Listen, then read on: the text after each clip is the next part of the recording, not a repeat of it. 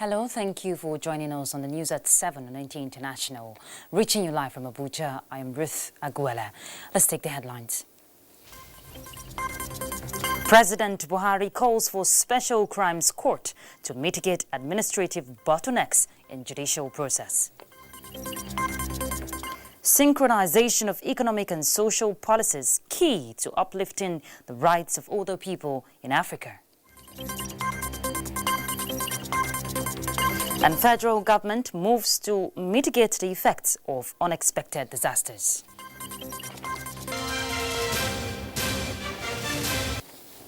Let's start with the judiciary. The All Nigeria Judges Conference, now underway in Abuja, has been tasked to consider the creation of an efficient structure for the proposed Special Crimes Court as a deliberate attempt at removing administrative bottlenecks in the judicial process. President Muhammadu Buhari, who made the request while declaring the conference open, said alternatively some of the existing courts should be urgently designated as special courts with competent and credible judicial officers to handle corruption cases. Let's hear from State House correspondent Adamu Sambo.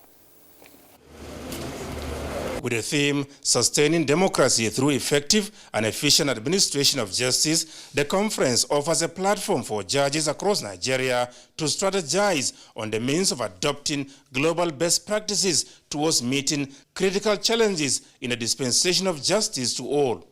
President Muhammadu Buhari said given the nation's common resolve towards building a just Nigeria under the rule of law, social justice and accountable leadership, the three arms of government must not only work together but also strive to retain public trust and confidence.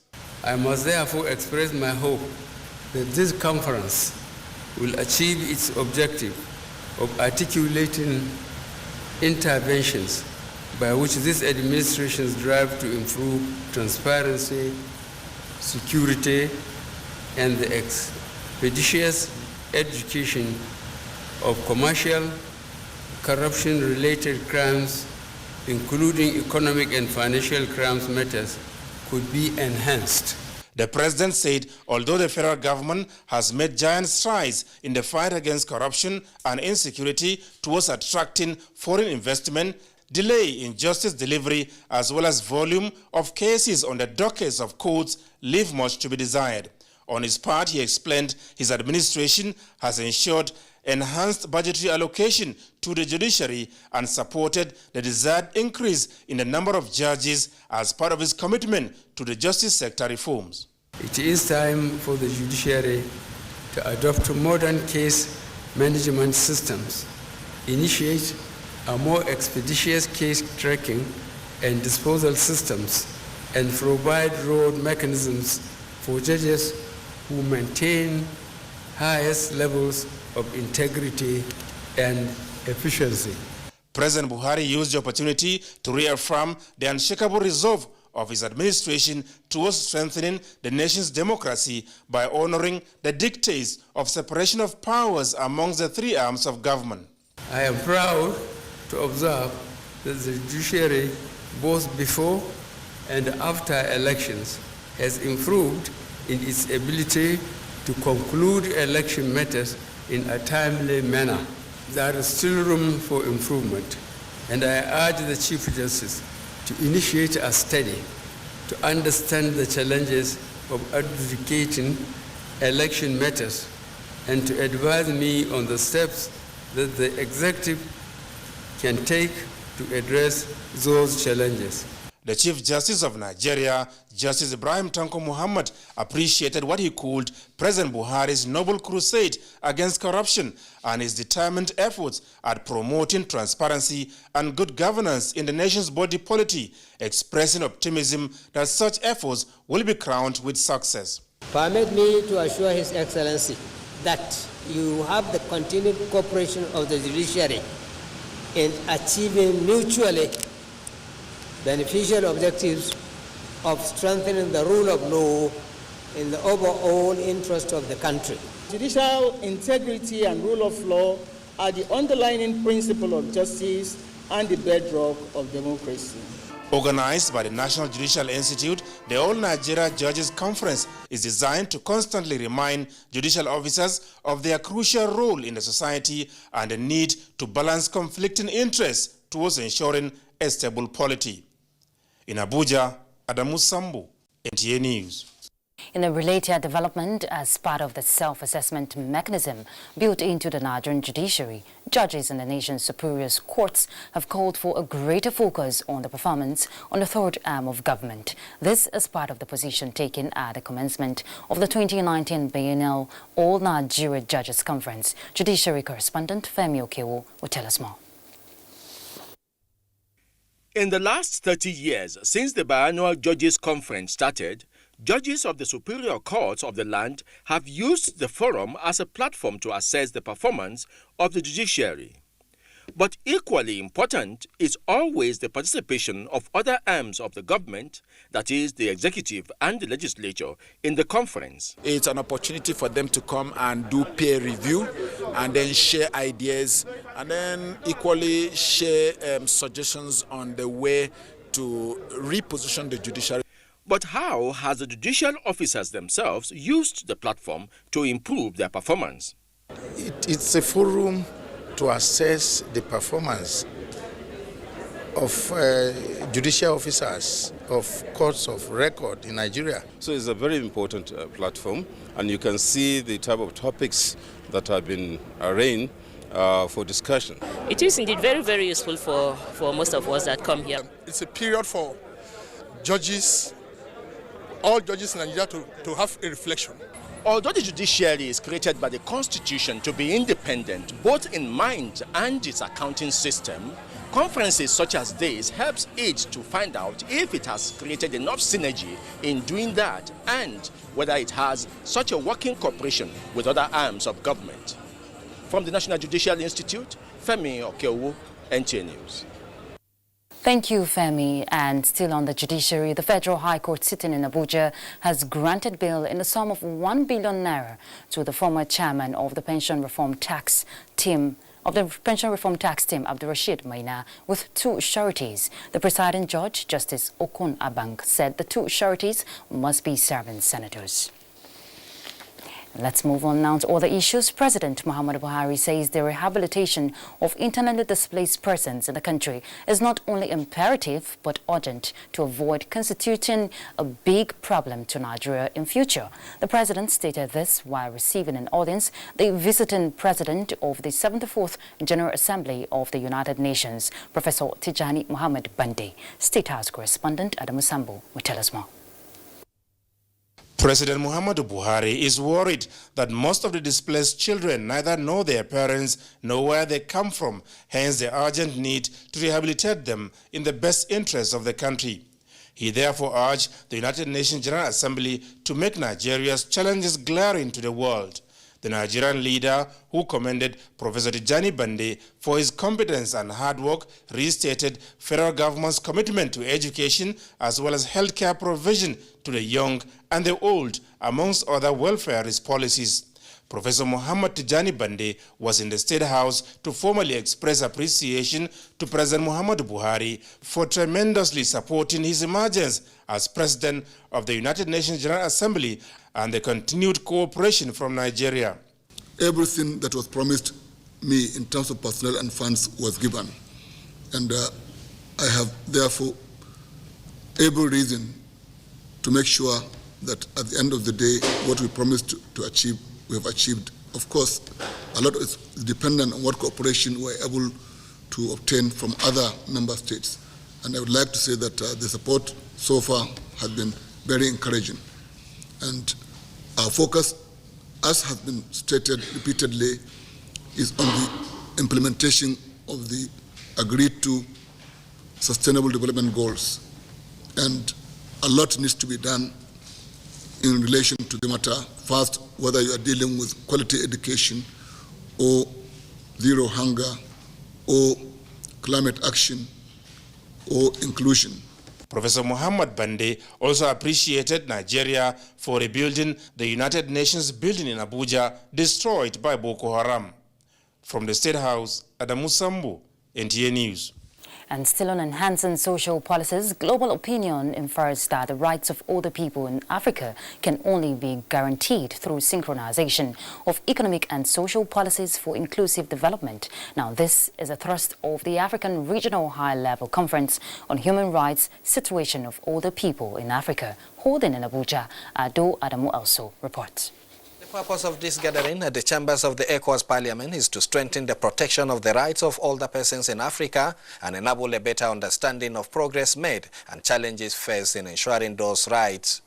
The United Nations is advocating collaborative effort to expand social security programs to meet the needs of vulnerable senior citizens. For the President of the 74th UN General Assembly, the 2030 target of the Sustainable Development Goals can only be achieved if the rights of the aged are fully secured.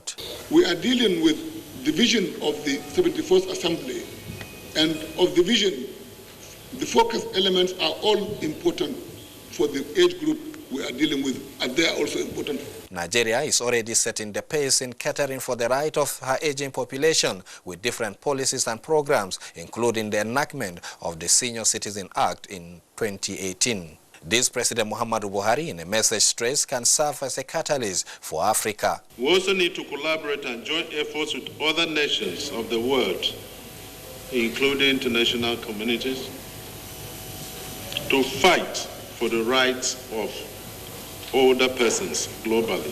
I want to assure you that we should give our maximum cooperation and support in the interest of our society and our people. That the inclusion of older persons and the opening up of opportunities for older persons, the recognition of the rights of older persons, that these rights are inherent because they are human beings. Leveraging on the rich African values of respect and care for the elderly persons, speakers resolved for a regional framework to institutionalize their rights. In Abuja, Ado Adamu also, NTA News. Let's go to felicitations now. President Muhammadu Buhari sends warm greetings to former Minister of External Affairs, Professor Ibrahim Agbola Gambari, on his 75th birthday, congratulating him for a life of exploits in diplomacy, academia and administration, both at the national and international levels. The president rejoices with the erudite scholar and diplomat for many years of service to the nation and strong representation at various multilateral institutions, consistently taking up responsibilities to bridge relations and bring peace and succor to nations and their citizens. In a statement by the Senior Special Assistant to the President on Media and Publicity, Garba Shehu, President Buhari salutes Professor Gambari for providing wise counsels to leaders at various levels of governance and administration and painstakingly following up on developmental issues and global targets that will impact the livelihood of the poor and underprivileged, while felicitating with family, friends and professional colleagues of the elder statesman on the milestone. President Buhari prays for longer life, good health and strength for Professor Gambari. In another development, President Muhammadu Buhari has congratulated former Group Managing Director of Nigerian National Petroleum Corporation, Jackson Gaius Obaseki, on his 74th birthday anniversary, wishing him longer life and good health. The President joined family members, friends and professional colleagues in celebrating the milestone with the former Group Managing Director, whose reforms in the oil and gas sector continue to resonate. The President felicitated with Gaius Obaseki for providing strong leadership in the oil and gas sector for many years and retiring gracefully. A statement by the Special Advisor to the President on Media and Publicity, Femi Adesina, said the President prays that the Almighty God will continue to strengthen the former Managing Director as he continues to serve humanity. Let's go to legislative affairs. The National Assembly delegation to the 42nd African Parliamentary Union have arrived Djibouti for the conference. The Nigerian team, led by the Chief Whip of the Senate, Oji Uzo Kalu, will be participating in the 4-day conference, which will be deliberating on various areas of strategic importance to the African continent, such as maternal, infant mortality and youth empowerment. I want to thank the Senate President and the Honorable Speaker of the House of Representatives for sending this powerful delegation And it's going to be interesting for me to be able to put Nigerian position very briefly. President Buhari have asked us to go across the globe to make more friends for Nigerians and be able to set business that are not oil. And we will calling our businessmen to be able to support. For me, everything we are doing is economic diplomacy. The diplomacy must be economic. Senator Orji Uzo Kalu there, leading the National Assembly delegation at the 42nd African Parliamentary Union. Let's go on a break. We're back shortly. Stay tuned. Honorable Minister, Federal Ministry of Labour and Employment, Senator Dr. Chris Mwabweze Ngige, cordially invites the general public to the 18th National Productivity Day celebration and conferment of National Productivity Order of Merit, NPOM Award. Theme: Productivity for National Re-Engineering, Security and Growth. Date: Thursday, 28 November 2019. Time 9 a.m. Venue: NAV Conference Center and Suites, close to Next Cash and Carry, Kado, Abuja. Special guest of honor: His Excellency Muhammadu Buhari, President, Federal Republic of Nigeria. Award lecture: guest speaker, Professor Mike Obadan, Chairman, Goldman Education Academy. Dr. Kashim Ako, Director General, National Productivity Center, Abuja. Announcer. Your information dey important, just like your identity. Now the only way we fit take hala you o. Make you go browse easy.gotvafrica.com. Sign in with your IUC number and mobile number and scroll down to personal details and address. Then check well to see say everything bam. You fit change the one wey not correct. To finish everything, just click the save button and it don't finish. Thank you. I make sure say my phone number dey correct. That's now why GoTV fit call me make I come collect my own awoof. Angel, time for my phone in that way because now my correct phone number dey for book. GoTV, live it, love it. Now look me again, no. Make you go do your own. NTA International News. Africa as it is. Thanks for staying with us. The successful implementation of the 2020 budget depends largely on the provisions of the tax reforms contained in the Fiscal Law Amendment Bill. Now, this much was asserted by policymakers during a public hearing by the House of Representatives on the Finance Bill 2019. We'll get the details in our subsequent bulletin. All right, let's move on to the International Day of Eliminating Violence Against Women. The United Nations General Assembly has designated November 25 as the International Day for the Elimination of Violence Against Women.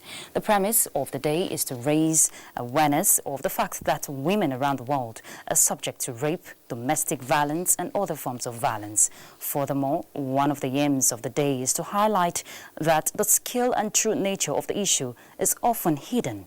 The theme for 2019 commemoration is Orange the World, Generation Equality Stands Against Rape. In other news, President Muhammadu Buhari has asked the APC governors to join hands with his administration to make life more meaningful for Nigerians. The president, who was represented by the secretary to the government of the Federation, Boss Mustafa, at the third Progressive Governors Forum on Policy Synergy in Jos, listed the achievements of the Buhari's administration, especially on the economy and social investment program of the federal government, meant to alleviate poverty and boost the standard of living of Nigerians. He commended the APC governors for their commitment and asked them to intensify the fight against corruption and focus on job creation. APC Chairman Adams Oshomole advised the governors to pay the minimum wage and consequential adjustments. Issues of security, revenue generation, basic education and health dominated discussions. And to matters on amnesty, the federal government has been assured of lasting peace in the Niger Delta as traditional rulers and leaders acknowledge the sincerity of President Muhammadu Buhari in developing the region. This was at a function in Okirika in Rivers State when the coordinator of the Presidential Amnesty Program, Professor Charles Dokubo, interacted with youths and traditional leaders, highlighting the benefits of durable peace in the region. Professor Charles, who is currently holding discussions with youths and chiefs in the Niger Delta states, commended the former agitators of sustaining peace as part of the benefits of the camp nature of the region.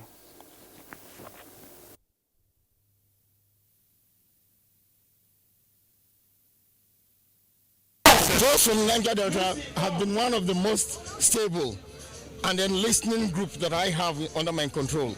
And I strongly believe that because they feel the pulse of the federal government, the outstretched hand of the federal government is always reaching them.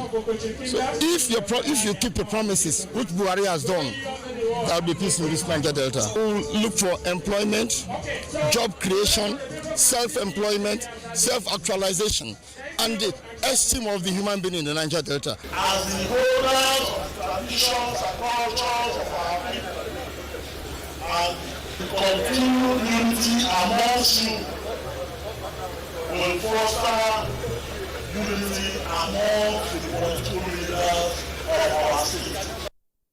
The interactive meeting is still ongoing. Let's look at issues on disaster management now. Changes in climate conditions are predicted to continue to threaten environment and human lives, and the federal government is expanding strategies to minimize the likely effects of such unexpected disasters. To this end, the Federal Fire Service is conducting a workshop on incident command flood disaster management for its officers in Abuja. Let's hear from Doindia.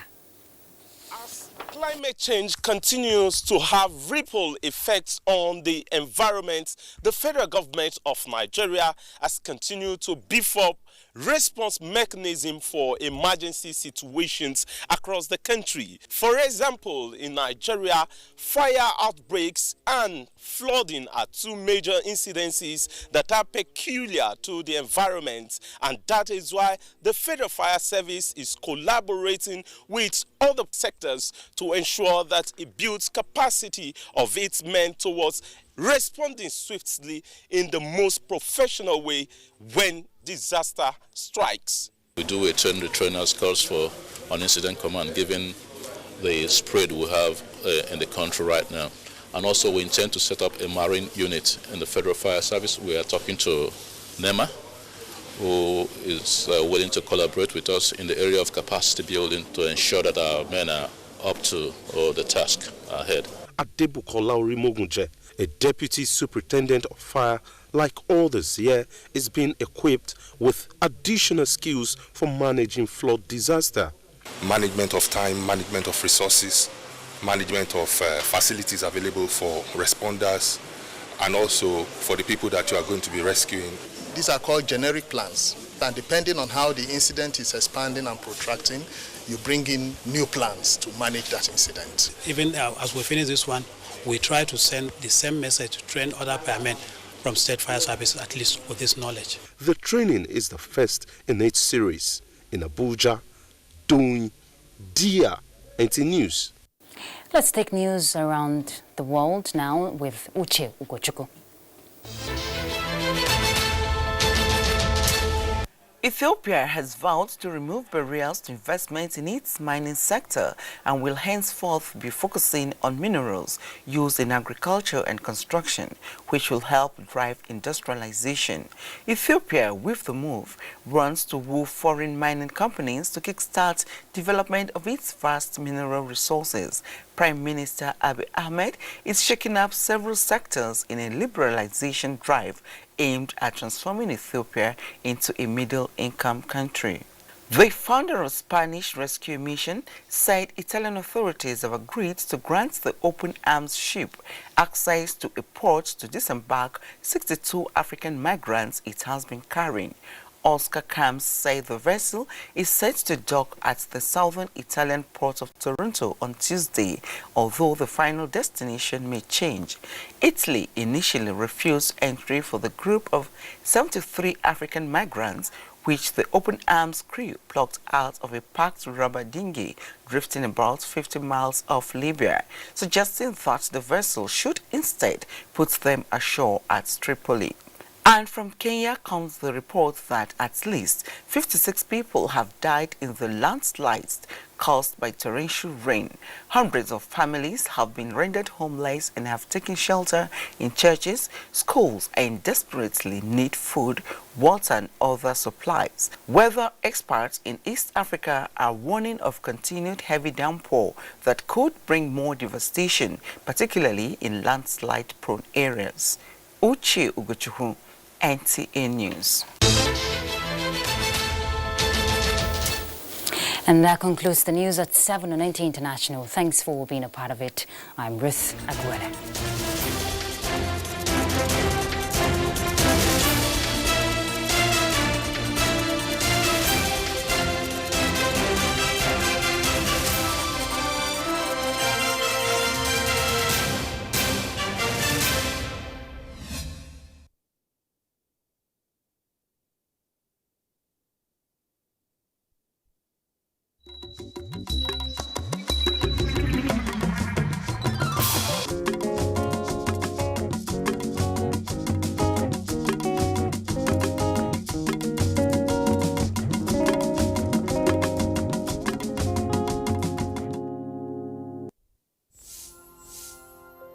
I'm Deputy Comptroller of Customs Joseph Atta, the spokesman for the joint security exercise. Over a period of time, either through indifference or deliberate non-compliance to the ECOWAS protocol on transit of goods by our neighbors, the Nigerian Customs Service have been raising this issue. MOUs were signed severally. They were broken as soon as they were signed. We've seized over 32,050 kg bags of rice. And that is a huge impact. And then the fact that the coming in of this foreign rice have been completely shut down. We've gone around, we've received testimonies of farmers who, before now, found it difficult to sell one truck on a market day. These people say it now that those who could not sell one can now sell up to 20 trucks.